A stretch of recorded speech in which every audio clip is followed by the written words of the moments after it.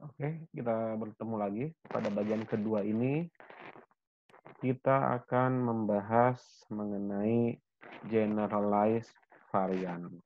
Apa itu generalized variance? Kita simak sama-sama. Oke, matriks covariance memberikan gambaran utuh mengenai variasi setiap variabel serta adanya kovariasi antar variabel di dalam sampel. Ya, kita tahu bahwa matriks covariance adalah sebagai berikut. Ya, ini adalah matriks covariance S, ini adalah elemen-elemennya, di mana diagonal utama adalah varians, selain diagonal utama adalah covarian. Ya, ini S12, S1P ini adalah covarian. Di mana matriks covariance ini bisa kita hitung dengan menggunakan formula sebagai berikut. Ya, ini formulanya. Namun, ya, terkadang sulit untuk menginterpretasikan keragaman data dari matriks covariance. Kenapa sulit? Kita lihat matriks covariance. Kalau seandainya kita bicara matriks covariance berukuran 3 kali 3, atau dengan kata lain, ada 3 variabel, sehingga matriks covariance-nya adalah 3 kali 3, itu saja berarti kita sudah memiliki 3 buah varian serta 6 kovarian, ya, di dalamnya. Sehingga ketika kita interpretasikan tentang keragaman data, itu akan sulit, ya. Kita tidak bisa memberikan gambaran secara deskriptif terhadap data kita, karena begitu banyaknya parameter di dalam matriks kovarian tersebut. Sehingga kita butuh suatu ukuran tunggal untuk menggambarkan keragaman data multivariat. Nah, ukuran tunggal inilah yang akan kita gunakan. Nah, apa yang kita gunakan? Yang akan kita gunakan adalah ya ini yang kita sebut sebagai generalized sample variance. Menggunakan apakah generalized sample variance? Ya, generalized sample variance yang digunakan adalah determinan dari matriks kovarian S tersebut. Sehingga yang namanya determinan, dia hasilnya adalah suatu ukuran tunggal. Jadi, dari matriks kovarian S tersebut, kita hitung determinannya, maka determinan dari matriks kovarians itulah yang menjadi generalized sample variance. Sehingga dengan melihat determinan dari matriks kovarian tersebut, kita memiliki gambaran mengenai kira-kira, oh bagaimanakah keragaman data multivariat kita. Bagaimanakah interpretasi generalized variance tersebut? Oke, kita lihat sebagai berikut. Ya. Pada geometri sampel, kita tahu bahwa matriks covariance ya, itu adalah bisa dibangun dari matriks simpangan, dari vektor simpangan. Katakanlah di sini kita punya vektor simpangan D1, D2, dan D3. Kita ingat bahwa DI transpos DI itu adalah NSII dan DI transpos DK adalah NSIK. Ya. Nah, di sini secara matematik bisa kita lihat ya, si generalized sample variance, si determinan dari S ini ya, ini adalah proporsional, ternyata nanti akan proporsional terhadap volume ruang yang dibangun oleh vektor simpangan tersebut. Ya, katakanlah contoh di sini kita punya 3 vektor simpangan, D1, D2, dan D3. Kemudian kalau seandainya D1, D2, dan D3 tersebut kita anggap sebagai rusuk-rusuk penyusun ruang, maka pada gambar A maka akan terbentuk bangun seperti ini, ruang seperti ini, terbentuk balok seperti ini, ya. Sehingga di sini kita punya volume, ya, volume dari balok ini.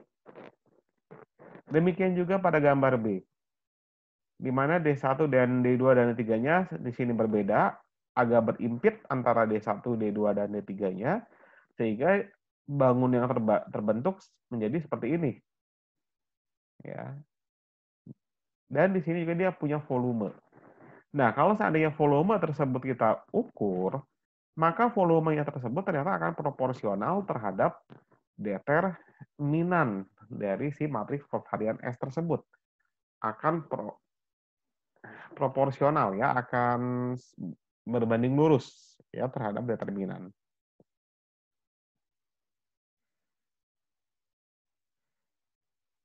Sehingga kita bisa lihat bahwa contoh gambar A itu adalah contoh yang dimana dia memiliki generalized sample variance yang relatif lebih besar dibandingkan yang gambar B. Ya. Oke, jadi di sini kita lihat ternyata ya si determinan S tersebut itu adalah menggambarkan volume dari ruang atau volume dari bangun yang terbentuk oleh vektor-vektor simpangan. Kita lihat semakin luas volumenya berarti generalized variance juga akan semakin besar. Semakin besar artinya bahwa keragaman data juga semakin menyebar karena vektor-vektornya semakin berjauhan. Tapi ketika volumenya mengecil, volume mengecil tersebut terjadi karena vektor-vektornya semakin berdekatan, ya semakin mirip. Volumenya mengecil, berarti artinya dia generalis variansinya juga mengecil. Sehingga itu adalah mencerminkan keragaman data yang juga semakin sedikit keragamannya. Sehingga dia vektor-vektornya cenderung berimpit. Oke, jadi ini interpretasi generalized variance ya. Jadi dia berbanding lurus dengan volume dari ruang yang terbentuk oleh vektor simpangan DI. Nah, selain itu, generalized variance juga bisa kita interpretasikan dari volume ruang yang terbentuk oleh sebaran scatter plot dari data kita. Ya, kalau seandainya data kita, kalau tadi kan data kita dilihat dalam bentuk vektor simpangan seperti ini. Nah, kalau sekarang kita akan melihat data kita sebagai sebaran scatter plot sebagai berikut. Nah, data kita, kalau kita anggap data kita menyebar berbentuk elips seperti ini, misal katakanlah dengan pusat elips kira-kira ada di sini, maka elips ini akan memiliki persamaan sebagai berikut, yaitu X min X bar transpose kali S inverse dikali X min X bar, sama dengan C kuadrat. C itu adalah C kuadrat itu adalah menentukan besarnya elips, mau sebesar apa. Oke. Ini persamaan elips ya. Di mana titik pusatnya adalah ya rata-rata. Ya, yang menjadi titik pusat elips adalah ya rata-rata dari data kita. X bar ini. Si X bar adalah titik pusat elipsnya berarti.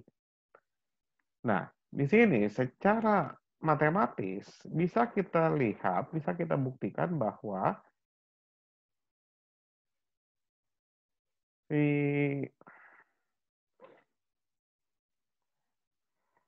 apa namanya persamaan elips ini adalah volume elips ini, maksudnya volume elips ini, atau kalau kita bicara dua dimensi berarti luas ya, bukan volume.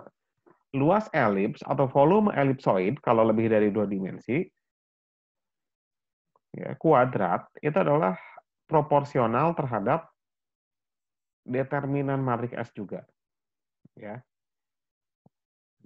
Proporsional terhadap determinan matriks S juga. Dengan kata lain, semakin tinggi, semakin besar generalized sample variance atau semakin besar determinan matriks covariance, maka volume elips atau untuk dua dimensi luas elips juga akan semakin besar. Ya, akan semakin besar. Juga sama. Ya, sehingga semakin besar generalis varians, berarti dia semakin menyebar. Semakin kecil generalis sampel varians, berarti dia semakin padat titiknya. Luasnya semakin kecil. Ya, luas dari elipsnya. Ya. Oke, kita lihat contoh berikut. Ya, misal kita punya matriks covariance adalah 5445. Sehingga dari matriks covariance bisa kita hitung ini korelasinya. Korelasinya adalah 0,8 berarti. Dan katakanlah misal data kita memiliki rata-rata adalah di 21 rata-ratanya. Maka kita bisa cari eigenvalue-nya. Kenapa kita harus cari eigenvalue-nya? Kita dalam rangka untuk mencari elipsnya. Untuk menggambar elips, kita perlu mencari eigenvalue. Kita lihat bagaimana cara menggambar elipsnya. Yaitu pertama adalah kita harus hitung eigenvalue-nya. Nanti kita akan bahas lagi di saat membahas distribusi multivariat normal sebetulnya, tapi tidak apa-apa. Oke, jadi di sini kita hitung eigenvalue. Kita dapat eigenvalue 1 adalah 9 dan eigenvalue 2 adalah 1. Sehingga kita akan peroleh eigenvektor yang bersesuaian. Untuk lambda 1, 9, eigenvektornya adalah 1 per akar 2, 1 per akar 2. Sedangkan jika eigenvalue-nya 1, maka eigenvektornya adalah 1 per akar 2 minus 1 per akar 2. Nah, sehingga bagaimanakah sekarang kita gambar elipsnya? Elips kita akan berpusat di rata-rata 21. Berarti, nah ini pusat. Pusat elipsnya akan di sini. Kemudian, eigenvektor ini adalah menunjukkan arah dari si sumbu elips. Kita lihat, sumbu elips kita adalah, sumbu pertama itu adalah arahnya adalah dari titik pusat menuju ke 1 per akar 2, 1 per akar 2. Berarti 0, kira-kira 0,707, 0,707. Berarti dari titik pusat ini melangkah ke kanan 0,707, ke atas 0,707. Maka kira-kira di titik sini. Sedangkan untuk sumbu kedua, itu adalah 0,707 minus 0,707. Berarti dia untuk sumbu yang kedua adalah 0,707 ke kanan, kemudian 0,707 ke bawah. Berarti kira-kira di sini. Ya, dari titik rata-rata sini. Maka di sini, ini adalah ke sini, dan ini ke sini. Tapi karena ini sumbu elips ini adalah simetris, berarti dia yang ke kanan berarti ada juga ke kiri, sedangkan yang ke bawah ini juga ada yang ke atas, ya lawannya. Sehingga terbentuk 4 sumbu seperti ini. 4 arah, ya sumbu 4 arah seperti ini. Kemudian, nah di sini kita sudah dapatkan arah dari sumbu elipsnya. Arahnya adalah seperti ini. Tapi di sini kita belum tahu panjangnya. Ya. Panjang sumbu pertama kira-kira berapa. Nah, di sini untuk menentukan berapa panjangnya adalah kalau kita ingin 1 kali eigenvalue, maka tinggal dikali akar eigenvalue. 1 kali akar eigenvalue. Berarti di sini adalah akar dari 9 adalah 3. Berarti kali 3 di sini. Kali 3. Sedangkan untuk akar 2 adalah, untuk sumbu kedua adalah 1. Akar 1 adalah ya 1. Berarti dia tetap. Untuk sumbu kedua tetap. Ya. Sehingga elips kita, kalau yang sumbu pertama dikali 3, kira-kira panjangnya menjadi seperti ini. Ya, dikali akar lambda 1, sedangkan ke arah sana juga sama berarti, karena simetris. Ya. Sedangkan untuk yang sumbu kedua cukup dikali akar 2. Dalam hal ini adalah dikali 1. Ya. Sehingga elips kita adalah menjadi seperti ini. Tapi ingat, elips bisa kita atur, perbesar, perkecil dengan mengalihkan lagi dengan suatu konstanta. Ini baru 1 kali konstanta. C, ya, C. Konstantanya adalah 1. Belum dikali konstanta yang kita inginkan. Sehingga kita bisa perbesar elipsnya. Ya. Ataupun perkecil. Oke, dalam ini Dengan 1 kali akar lambda 1, elipsnya adalah sebesar ini.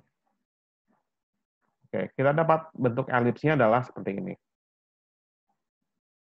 Nah, bagaimana kalau kita punya matris kovariansnya adalah 3003, kemudian ada lagi matris kovarian yang 5 minus 4, minus 4, 5. Dengan cara yang sama, kita akan hitung eigenvalue-nya masing-masing.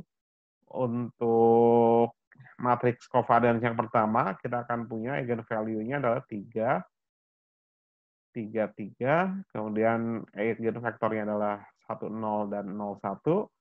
Kemudian untuk yang matriks kovarians 5 minus 4 minus 4, 5, eigenvalue-nya kita peroleh 9 dan 1.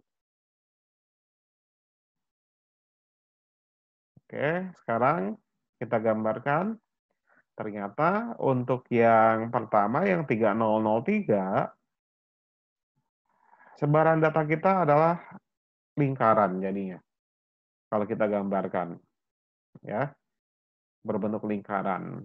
Sedangkan yang kedua adalah berbentuk elips. Tapi elipsnya berbeda.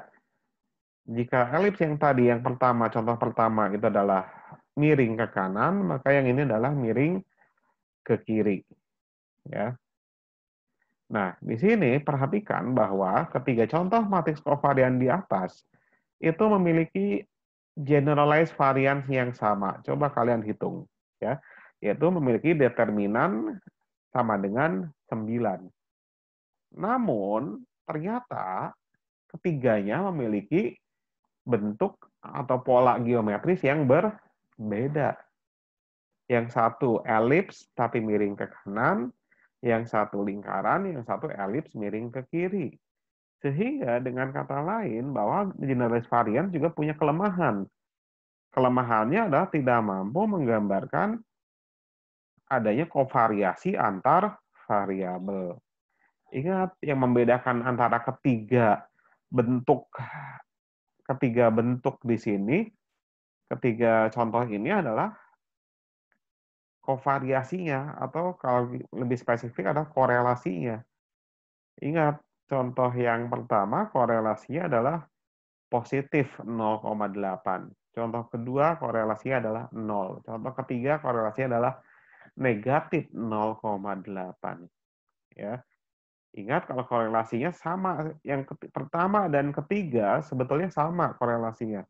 Hanya saja tandanya yang berbeda, positif dan negatif, sehingga akhirnya dia hanya berubah kemiringan.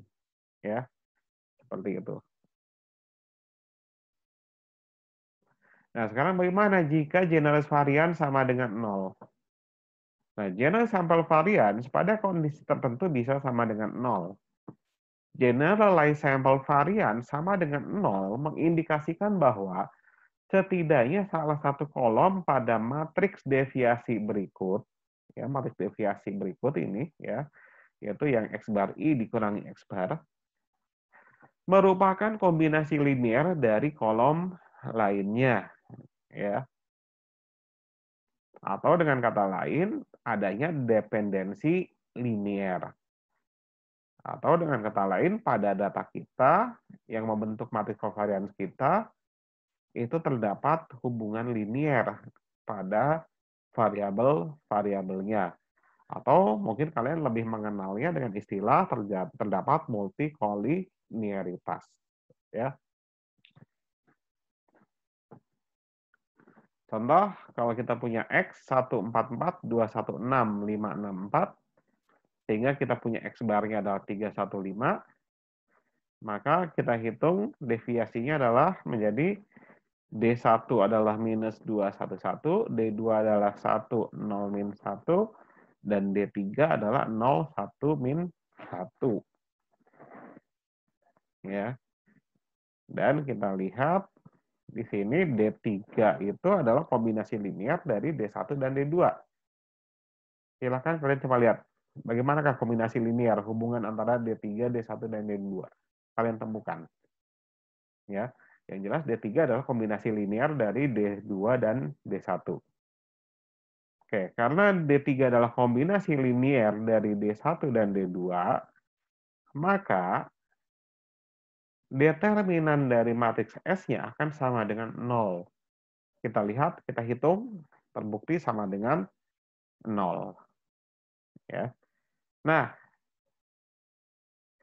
bagaimanakah cara geometris interpretasi dari generalized variance yang sama dengan 0?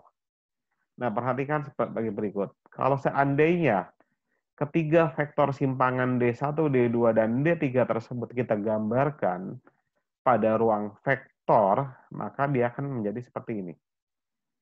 Terlihat bahwa D1, D2, dan D3 akan berada pada bidang yang sama.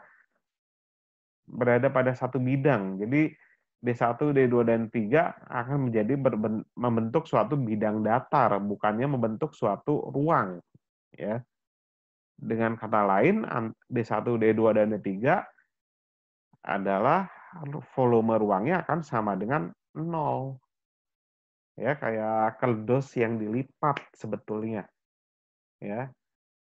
Jadi kalau kalian punya kotak kerdus, itu adalah 3 dimensi, tapi ketika ada satu dimensinya yang berimpit dengan dimensi lainnya, ibaratnya kerdusnya itu dalam keadaan terlipat. Kalau kerdus terlipat, artinya apa? Volumenya sama dengan 0. Dan itulah gambaran dari satu matriks yang singular. Singularity itu adalah gambarannya seperti itu. Yaitu volume ruangnya 0, nihil sebetulnya. Ya, adanya ketiadaan, ya, itulah yang disebut dengan singularity.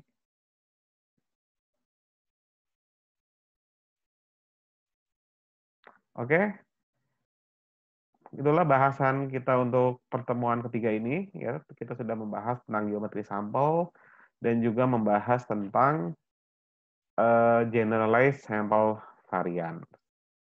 Oke, kita akhiri. Terima kasih.